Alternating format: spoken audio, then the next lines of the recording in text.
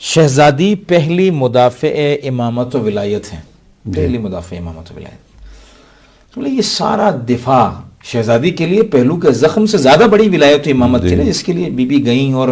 پیغمبر کے بعد جو شہزادی نے گریہ کیا وہ اسی پر کیا کہ جو امامت و ولایت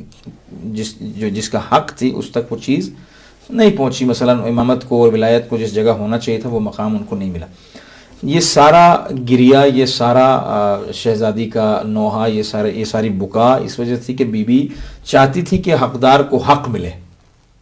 زمین پر اللہ کی مخلوق میں جو حقدار ہیں انہیں ان کا حق ملے، حجت خدا جسے جو مسند چاہیے اسے اس کا وہ حق ملے۔ تو آج کے زمانے میں جو حقدار مومن ہیں، قبلہ،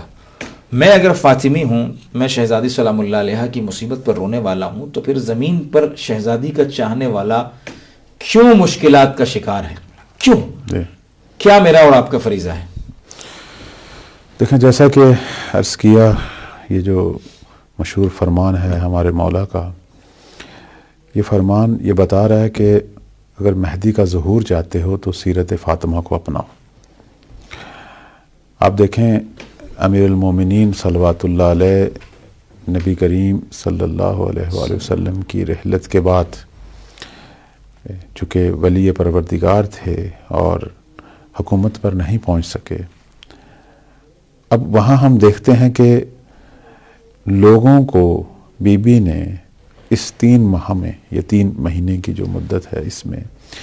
2 روشیں بی بی نے اختیار کی۔ یہ جو تحریک بی بی نے چلائی ہے، یہ 2 اہم ترین پوائنٹ پر مشتمل تھی، اور اسی کا خطبہ فدکیہ میں بھی ذکر ہے، میں آتا ہوں اس کی طرف۔ یہ جو تحریک چلی، جس کا آغازگر بی بی ہیں، ویسے ہمارے ماہرین کہتے ہیں کہ آج بھی ہم زہرا کی تحریک کا حصہ ہیں۔ یہ تحریک شروع ہوئی تھی رسول اللہ صلی اللہ علیہ وآلہ وسلم کی رحلت سے، جب بی بی نے اپنے زمانے کے ولی کو بے یار و مددگار پایا تو سب سے پہلی ناصرہ بن کر میدان میں آئی۔ بے شک۔ یہاں بی بی کے اجتماعی کردار کی طرف بھی اشارہ، جو میں پہلو کی طرف میں نے اشارہ کیا کہ بی بی نے بتایا دنیا کو کہ ولی خدا کی ہمراہی، اگر آپ باپردہ خاتون ہیں اور گھر میں بیٹھی ہوئی ہیں، اور اگر ولی خدا تنہا ہے تو آپ کا یہ فریضہ ہے، آپ اس کی نصرت میں نکل آئیں۔ اور ہم اس کے آثار قبل ظہور دیکھیں گے۔ روایات میں آیا ہے کہ جب آسمانی ندا آئے گی آسمان سے، تو اس وقت جو ہے پوری دنیا تشیع کے اندر یہی ہماری باپردہ بیبیاں، یہی باحجاب بیبیاں جو ہیں، یہ اپنے جوانوں کو، اپنے باپ، اپنے بھائیوں، بیٹوں، شوہروں کو کہیں گی کہ اب چونکہ ندا آ چکی ہے آسمان سے، آواز جبرائیل آ چکی ہے، اب آپ کا فرض ہے، آپ ہماری فکر نہ کریں، آپ کا فرض ہے کہ آپ زہرا کے بیٹی کی نصرت کے لیے نکلیں، اور ان کو گھروں سے نکالیں گی، اور اگر یہ نہیں نکلیں گے تو خود نکلیں گی۔ یہ ایک بہت بڑا انقلاب جو اس دنیا میں، لیکن اس سے پہلے اتنا جو ہے وہ کام ہو چکا ہوگا ان بیبیوں پر۔ یہی درس زہرا جو ہیں، یہی ایام فاطمیہ، اگر ہم با مقصد میں نہ آئیں تو اس کے یہ اثرات ابھی بھی ظاہر ہو سکتے ہیں، کیوں نہیں ہو سکتے؟ کتنا خوبصورت پہلو ہے جس کی طرف آپ نے اشارہ کیا۔ ایک محجبہ بی بی، ایک باپردہ بی بی، کل بھی ایک مجلس اعزاء میں جناب زہرا کی مصیبت بیان کر رہا تھا، میں نے یہی بات کہی کہ میں نے کہا ایک محجبہ اور باپردہ بی بی، جسے سورج نے کبھی نہ دیکھا ہو، بقول خطبے میں جو ہم مجالس میں پڑھتے ہیں عموماً، میں نے کہا وہ بی بی دربار کیوں آئی ہے، کیا ضرورت پڑی؟ یعنی یہی جملہ آج بھی امام زمان کی نصرت کے لیے کافی ہے، بس کہ جو اپنے شوہر نامدار کو یہ وصیت کر رہی ہیں کہ یا علی میری تدفین رات کی تاریکی میں کرنا۔ اس بی بی کی بیٹیاں اپنی ماں کی قبر پر دن کی روشنی میں نہیں جاتی ہیں بلکہ رات کی تاریکی میں جاتی ہیں، کسی کی نگاہ ہم پر نہ پڑے، اور وہی بی بی کربلا سے لے کر شام تک چٹان کی طرح کھڑی ہیں۔ انسان کو ولایت مدار بننے کے لیے، امام زمان علیہ السلام کا ناصر بننے کے لیے انسان کو یہی کافی ہے، یہی کافی۔ لیکن اس میں یہی کہوں گا نا کہ فاطمہ ہیں، اور یہ کردار فاطمی اس وقت ہم اپنا سکتے ہیں جب ایک جہت پر نہ سوچیں، ان تمام جہات پر سوچیں جو بی بی کے وجود میں تھیں۔ سبحان بی بی جو ہیں وہ اس لیے ولایت مدار تھیں کہ چونکہ اپنے دور میں پیغمبر اسلام اور امیر المومنین کے بعد سب سے بڑی موحدہ بھی وہی تھیں، سبحان اور اللہ کی عبادت گزار بھی سب سے زیادہ وہ تھیں۔ دیکھیں نا، میں ایک مثال آپ کی خدمت میں بیان کر رہا ہوں۔ انسان ایسے نہیں اس مقام پر پہنچتا کہ اصحاب کے مجمع میں بی بی کھڑی ہیں، باحجاب کھڑی ہیں، اور در بھی جل چکا ہے، پہلو بھی زخمی ہے، اس عالم میں کھڑی ہیں، اور اتنا فصیح اور اتنا طولانی بی بی نے خطبہ دیا ہے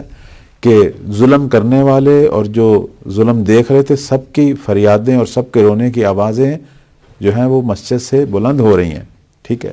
اور بی بی جو ہیں وہ اتنی متانت سے خطبہ دے رہی ہیں، اور اپنے خطبے میں انہوں نے اشارہ بھی نہیں کیا کہ آپ لوگوں نے میرے ساتھ کیا کیا ہے، صرف اور صرف دین اسلام، توحید اور زمانے کے ولی اور اس حکومت کے جو اثرات آپ کو ملنے تھے، اور وہ حکومت جو آپ نے ولایت سے خلافت میں بدل دی ہے، اور اس کے جو نتائج آپ بھگتیں گے، بی بی صرف اسی پر بولتی رہیں۔ میں یہ عرض کرنا چاہتا ہوں کہ اب یہ ایک واقعہ ہے چھوٹا سا، میں یہاں بیان کروں گا کہ یہ کیسے انسان اس مقام تک پہنچتا ہے۔ ایک چھوٹا سا واقعہ ہے کہ بی بی جو ہیں وہ اتنی کثرت سے عبادت کرتی تھیں، آخر بیس کیسے بنے نا؟ ہم بعض اوقات ولایت میداری کی بات کرتے ہیں، بہت سارے لوگ ہیں جو میدان میں پہنچتے ہیں، اینڈ ٹائم پر جو ہے وہ ساتھ چھوڑ کر دوڑ جاتے ہیں، ہو جاتے ہیں، جنگ جمل، جنگ صفین، خود کربلا میں، جناب زید کی شہادت میں، بہت ساری مثالیں ہمارے پاس۔ قیام مسلم بن عقیل میں آپ دیکھیں کیا ہوا، خوب وہاں میدان میں جو آدمی کھڑا ہے وہ ایسے کھڑا نہیں ہے۔ میں ایک چھوٹا سا واقعہ جو اشارہ کروں گا کہ ایک دفعہ یہ حدیث قدسی میں ہے کہ نبی کریم صلی اللہ علیہ وآلہ وسلم تشریف لائے، بی بی مقام عبادت میں تھیں، آخر ساری رات عبادت کرتی۔ ہم کن لوگوں کی بات کر رہے ہیں؟ ورنہ سننے والے تو سن رہے ہیں، کوئی ایک سجدہ تو رات کی تاریکی میں دل شب ایک سجدہ تو کر کے دکھائے۔ ہم اس بی بی کی بات کر رہے ہیں کہ جس کی شب رکوع سجود میں گزرتی تھی۔ سبحان بی بی عبادت کے مقام پر ہیں، حضرت جبرائیل آتے ہیں اور نبی کریم صلی اللہ علیہ وآلہ وسلم کو فرماتے ہیں کہ پروردگار کا یہ پیغام ہے کہ اے نبی، ایک تو میرا سلام فاطمہ کو پہنچا، سبحان، اور دوسرا جو ہے میری اس کنیز سے، میری اس بندی سے میں خدا کی یہ خواہش ہے، میں خدا یہ چاہتا ہوں کہ یہ آج مجھ سے مانگے، جو مانگے میں دینے کے لیے تیار ہوں، دنیا کی جو چیز بھی مانگے میں دینے کے لیے تیار ہوں، صرف اپنے لب تر کرے۔ دیکھنا، ایک دفعہ ہم ہیں، اتنی لسٹیں ہوتی ہیں مانگنے کی، ایک دفعہ وہ مالک السماوات والارض خود کہہ رہا ہے، وہ علامہ اقبال کا شعر ہے نا، خود ہی کو کر بلند اتنا، ہر تقدیر سے پہلے سے خود پوچھے بتا تیری رضا کیا ہے۔ اب خدا یہاں جو ہے وہ خدا یہ کہہ رہا ہے مجھ سے مانگ فاطمہ۔ جب نبی کریم صلی اللہ علیہ وآلہ وسلم نے یہ اللہ کا جو ہے وہ پیغام پہنچایا، روایت اب کیا کہتی ہے؟ اب یہاں دیکھیں نا، اب یہاں ہم دیکھتے ہیں بی بی کس معیار پر ہیں۔ روایت یہ کہتی ہے کہ بی بی نے جب یہ بات سنی تو اپنا سر جھکا لیا، تھوڑا سا سوچا اور پھر اپنا سر اٹھایا اور صرف یہ جملہ کہا، ایک چمکتا ہوا جملہ ہے جو ہم سب کے لیے مشعل راہ ہے۔ بی بی نے کہا کہ شغلتنی عن مسئلتہ لذت خدمتہ لا حاجت لی غیر النظر الی وجہ الکریم فی دار السلام۔ فرماتی ہیں کہ مجھے پروردگار کی عبادت اور خدمت میں جو لذت حاصل ہو رہی ہے، مجھے کسی اور چیز کی ضرورت ہی نہیں رہی۔ سبحان اللہ، میں کیا مانگوں؟ جس خدا نے مجھے اپنی عبادت کی لذت دی ہوئی ہے، مجھے اس کے علاوہ کسی دنیا کی کسی چیز کی طلب ہی نہیں رہی۔ ہاں، ایک طلب ہے، وہ یہ ہے کہ اللہ مجھے دارالسلام میں اپنے وجہ کریم کی طرف نظر اٹھانے کی اجازت دے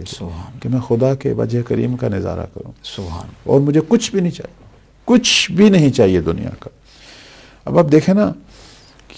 یہ مقام کیسے حاصل ہوا ہے؟ جو اس مقام پر ہے اس کے لیے گھر، بازار، دربار میں کوئی فرق نہیں ہے، وہ ہر جگہ پر قائم ہے اور حق مدار ہے،